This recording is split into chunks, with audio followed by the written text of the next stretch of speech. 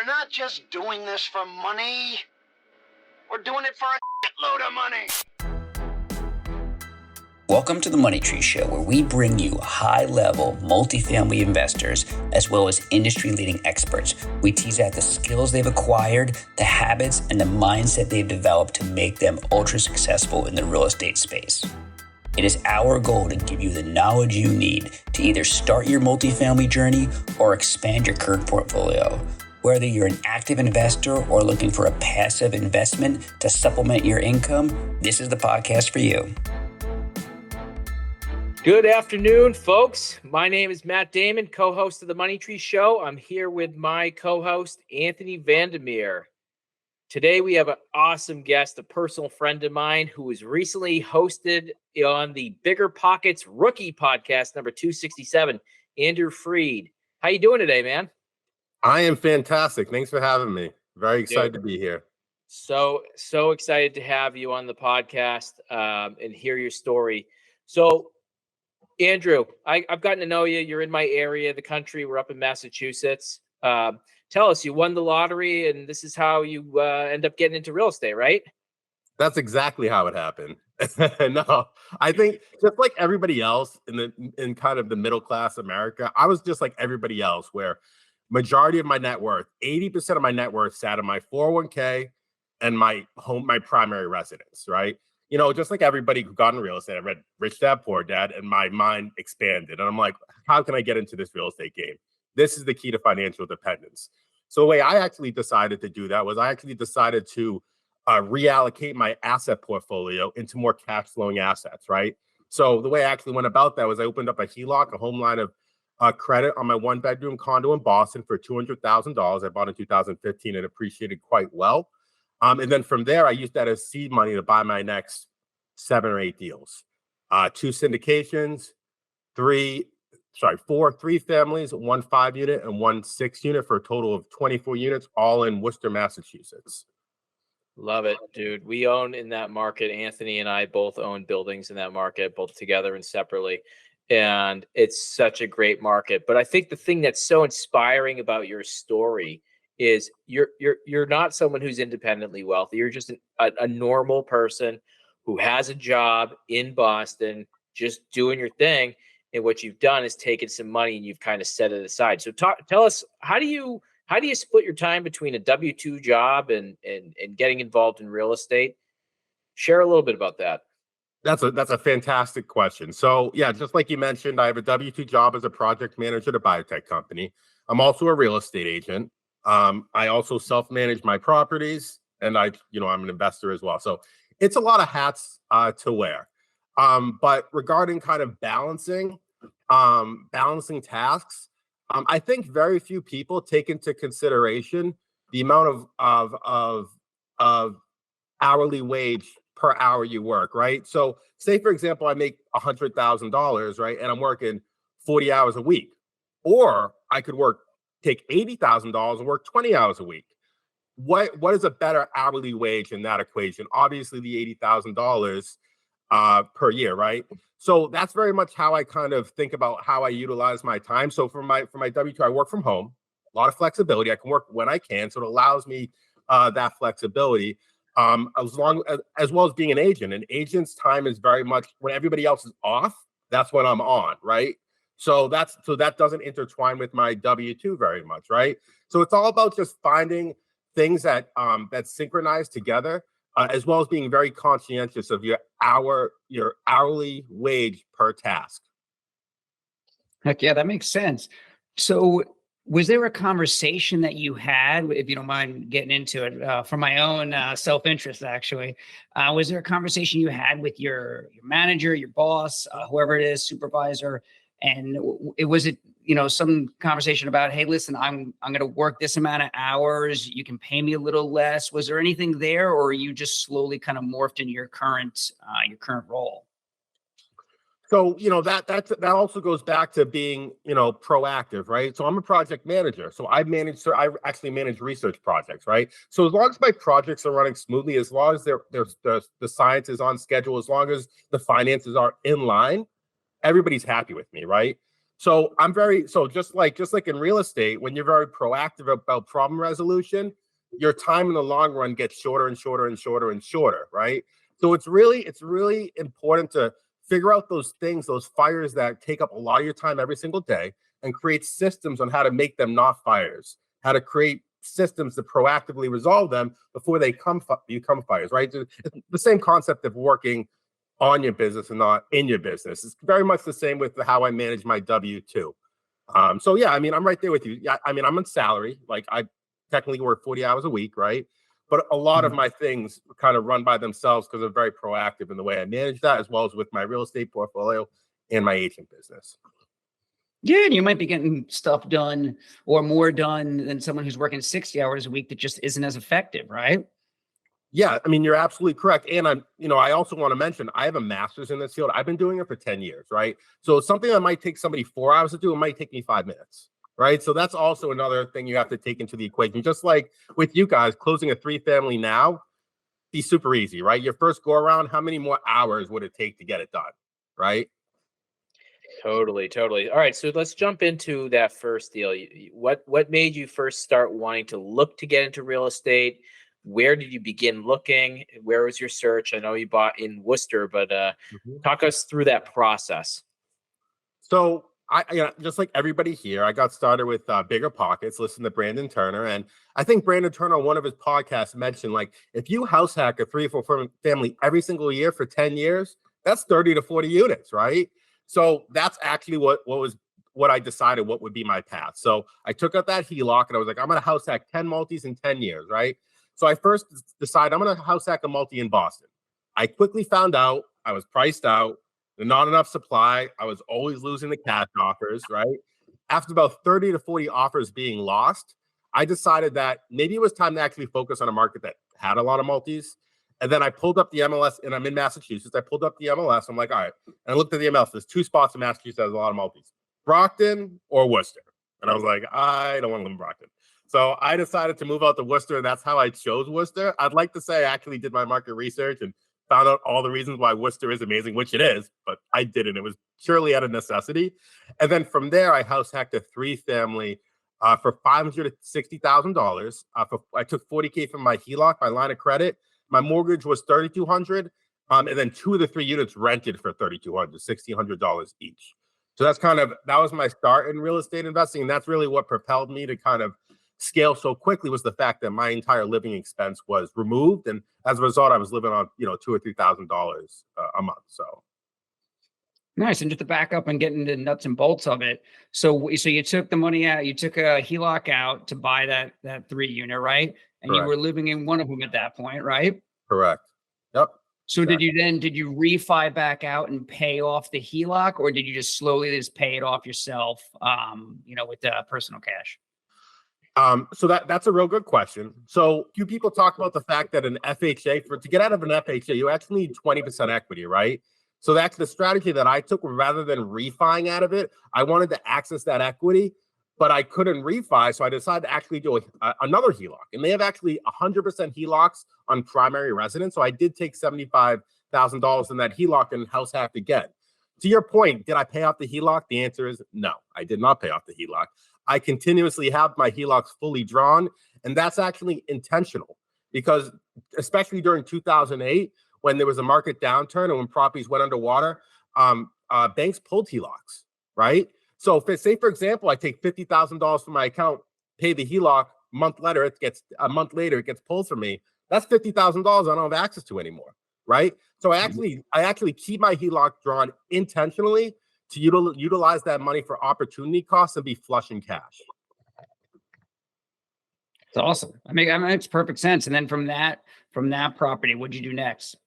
So after that property, I ended up buying my neighbor's 3-family across the road, which was right off market. One of my neighbors, actually the neighbor that sold me the house, and this is really important, why you always have to maintain good relationships with who you buy property from. I maintained a fantastic relationship with him. He owned the property next door. He called me one day. He's like, your neighbor next door is selling his 3-family. I'm like, oh, really? So I threw in a shirt. I ran downstairs. I walked over. He's like, oh, yeah, I'm trying to sell it. I walked the property. He told me the price. Made total sense. It was above the 1% rule. day one. So I was like, sure, let's do it. So at that point, I took 80K from that 200K line of credit. So I'm thinking about 120 now. And then I took 40K from stock, and I just bought there with an investment loan. So I combined my HELOC with some stock and then a conventional mortgage. So that brought me to 6 units right across the street, 150 Ingleside, 151 Ingleside. I love this. So I'm reading between the lines here as you're talking, and one thing that keeps like resonating is mindset, right? So first of all, you're taking massive risk and taking, I shouldn't say massive risk, you're taking massive action, taking a little bit of risk, and you're spreading that over several units, 6, 7 units at this point. Talk to us about the mindset behind this. Like, how are you sustaining your mindset? Because people can get controlled by fear of the unknown, fear of taking action, those sort of things. They start to creep in, and next thing you know, you're just sitting there not taking any action because of all the fears. How'd you keep your mindset positive and action oriented? That's a great question. I mean, at the end of the day, I really think mindset really comes down to just tackling those hidden demons that most people have and getting over that, so you don't have that fear, right? Like many hidden demons I had was, my father left when I was really young. I didn't really have a father figure, right? So I had to actually get over that, forgive him, and love him, right? That's something that held me back and caused fear at a subconscious level, right? So like I recommend people to get over, those things holding you back.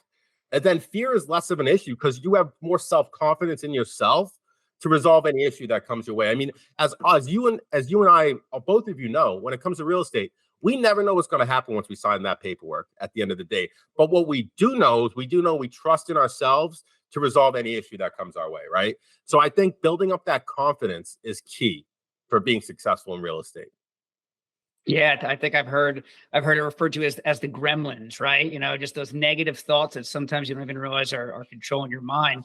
And it's funny, Matt said, massive risk, and he corrected himself, but you had the mindset where some people would think that was massive risk. You already knew it wasn't, it was real estate based, and you knew the knowledge you had coming into it. So instead of being risk for you, it was more action. Can you speak on how you developed kind of that bandwidth of not fearing the unknown, and how you kept pushing forward to next properties? So, I mean, like I said, I think this just goes back to resolving hidden demons and the fact that, I very much lived the middle-class mindset where I thought getting, a six-figure job, working at a good company, getting a primary residence was really the way to go to essentially hit the American dream, right? Come around COVID, I had all of that. And at the end of the day, I still came to the realization that I was still paycheck to paycheck. I mean, yeah, maybe I had 6 months, maybe I had 12 months of reserves.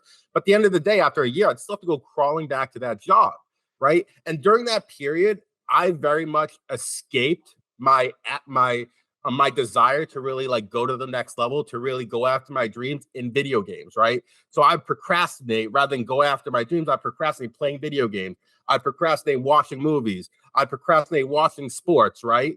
And that really held me back. And then once I actually got over this fear, I'm actually scared of procrastination.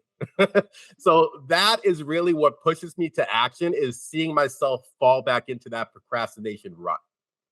To be honest with you, at least what fuels me. So I think that's amazing. I mean, I'm in a similar boat, and I know Anthony is as well. Like, for me, it was sports. I loved sports. I loved the Patriots. I was all about, the NFL, watching the NFL every weekend and stuff. But when I started getting into real estate and started truly getting passionate about trying to become financially free, trying to be able to take my family on journeys, spend more time with my kids, these sort of like big goals that I had set for myself, sports faded away. It was less of something that was something I really wanted to do.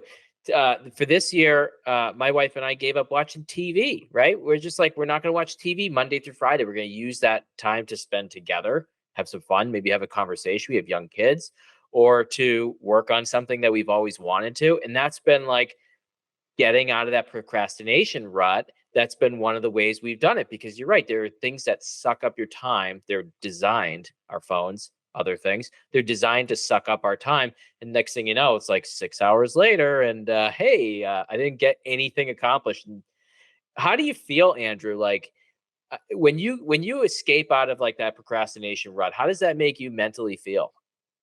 It makes me feel alive. It makes me feel like I'm living the dream that I want. It makes me feel like I'm actually creating the reality that I think I deserve, right? So it gives me control of my life, right? When you're very much in that procrastination state, you give control to the universe. You know, you let things hit you, you let the world hit you. I like to be in control. I like to control what is coming my way. And the way I do that is through action and mindset. I love Yeah, it. heck yeah, that makes perfect sense. I love the thought of being afraid of procrastination. It's this little trick. It sounds a little morbid, but I've done it for years now. I can't remember where I learned it, but like sometimes in the morning I'll kick the sheets off and look at my feet and just pretend they're like old feet. And I'm like, all right, so you're in your deathbed. Did you do everything you thought you were gonna do? Right. And it's that power that you need. Because listen, I mean, the brain is meant to be lazy, right? We're always trying to conserve energy, conserve food. So you got to keep those little hacks going to keep the mindset where it needs to be. So I know I've been watching you on Facebook. You've been posting a lot of really cool content. I know you help other investors get either a house hack or their first investment property. Is there any little pearls of wisdom that you can tell us that helps those investors, those young investors that are either scared or just don't have the knowledge to get to a similar path that you're at? So I know this is a very popular belief, but unfortunately, in my opinion, you need money to buy real estate. It's just the sad truth. As you and I both know, when it comes to buying real estate, it's expensive to own it, right? It's not only the down payment, you have to have a sufficient amount of reserve. So before people decide to invest in real estate, they should invest in getting a hold on their financial health, right? Once they have a good hold on their financial health, and invest in real estate. But when it comes to getting a hold on your financial health, I think this goes back to intentionally allocating your portfolio to cash flowing assets, right? So most people, we're trained to have a majority of our wealth in our primary residence, our 401k. How can you redistribute that wealth via loans on your 401k, taking money out of your 401k, or via HELOCs, refinance? How can you take that money and put that into cash flowing assets that actually take time, actually reward you so you actually make money in your sleep, right? That's the key. So many people think, oh, I don't have money. How am I going to do this? And then I look at their portfolio. I'm like, you have 3 buckets of money where you can buy 10 units. What are you talking about over here? So a lot of it's just self-limiting beliefs and people just not thinking it's possible. A couple things for the audience there. I think you're spot on, Andrew, on a few things. So making sure your financial house is in order is hugely important. But if your financial house isn't in order, that should not stop you from taking action. If we go back to like the first 2 multifamily properties that I bought from wholesalers that had 0 cash, right? So you can still buy and get paid out in real estate without having any cash, but that doesn't exclude you from like, hey, listen, you still need to get your financial house in order. Like Andrew's saying, like you need to work on your credit. You need to work on your earning potential, increasing your earning potential, keeping your expenditures in check, make sure you're saving, setting aside, not drowning in credit card debt. Those are hugely important. They're like step 1 on the financial freedom ladder. Like that's where you need to start. Absolutely. You cannot get ahead if you can't be trusted with small amounts of money. When you have lots of money, look at lottery winners, you'll just blow it all, right? So get your financial house in order, but don't let that stop you from taking any action. There's tons of opportunity out there. Andrew, you're now at 24 doors. Certainly at some point you start to tend to run out of money buying some of these things. So talk to us about partnerships. At what point did you say, you know what, I want to partner with other people to 1, spread my risk out, 2, earn, I have a little bit of cash sitting around. How do I earn a great return on that? Share a little bit about that. Totally. So, I mean, as all of us scaled relatively quickly, when you scale quickly, you run into the DTI barrier, the debt to income barrier when it comes to getting loans, right? Especially on small residential. I ran into that barrier. Essentially what that means is I have all these mortgages on my credit report and they can't take my leases as income. So it shows I have all these liabilities and I have no income to support it. So it makes it look like I'm very unloanable until I get enough tax history showing I can actually take that income. So the way I actually got around this was targeting commercial property, because commercial property 5+ unit buildings are less based on the borrower, more based on the income of the property. So and additionally, when you partner with people, they actually take all of your finances and look at it, combine them and look at it in one giant picture, right? So now my DTI doesn't look that crappy when I'm partnering with somebody with $10 million, right? So these are kind of strategies I took to get over the DTI barrier, which, so more or less to your point, why did I partner? I had no other choice. I don't know if that answers your question, but I had no other choice. The other reason why I partnered is I am really trying to play in the commercial space, 5+ unit building, because as you both know, we very much have the ability to affect the worth of the property based on the income of it, right? So I have way more flexibility in determining whether a 5 units worth a certain amount of money compared to a 1 to 4, where it's based off the sales comp approach. And I'm actually intentionally targeting 5+ unit buildings, because in this potentially recessionary market, I don't know where 1 through 4 properties are going to land with the sales comp. They might drop, but at least if I'm a 5+ unit building, I can at least have some effect on the worth of the property with how well I make it perform.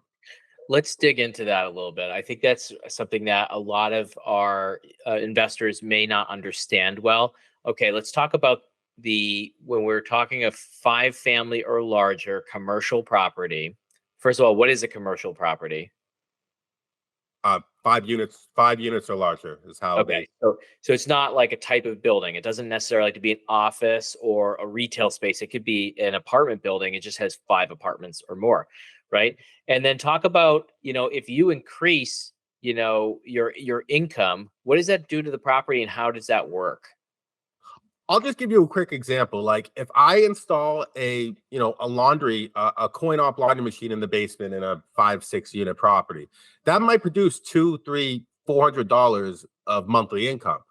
That's additional income on your property. And when you times that by the cap rate, whatever appraisers think what your property is worth based on what everything else is selling, the cap rate, that's going to increase your property by $30,000, $40,000, $50,000 just by adding that coin op, right?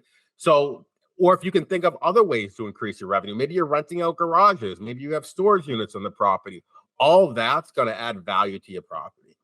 100%. So like one of the things that Anthony and I did was same with the coin op. We added coin op to the basement of our 13 unit. If that produces $300 a month, that's $3,600 of income a year, right? That's great. That's really nice that it's $3,600, but it's not really that meaningful. But when we go to sell it, it's not, the value isn't $3,600 in a market that trades on like a 7% capitalization rate. That's 50 grand. So we're really not talking about $3,600. We're talking about how much value did we add to the building by making small incremental decisions. Who cares about the $3,600 a year? Is it something that's important? Yes, but it's truly about we've increased the value of this by X amount. And we recently did that with one of our Worcester properties, because we also own in Worcester, where we improved rent to a point where we made like a $900,000 increase in equity, right?